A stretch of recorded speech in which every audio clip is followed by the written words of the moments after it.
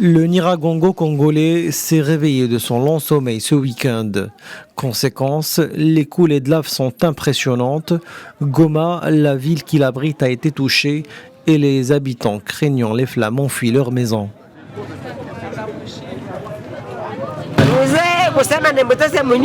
J'étais avec mon mari, mais il est très âgé et ne voulait pas quitter la maison lors de l'irruption du volcan. Il est malade et ne peut pas marcher. Je me suis dit au début que je dois rester avec lui. J'ai essayé de le porter sur mon dos, mais je n'ai pas pu. Je me suis enfuie quand la chaleur est devenue insoutenable. Mon mari a brûlé. Je suis désespérée.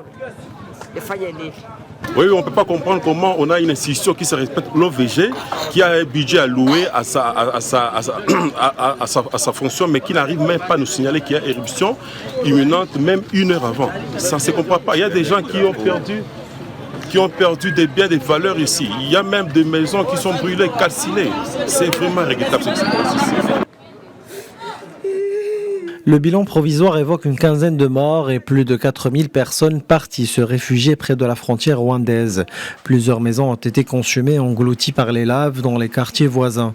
Beaucoup de pertes de biens et de marchandises pour les petits commerces dans plusieurs quartiers ont été constatés.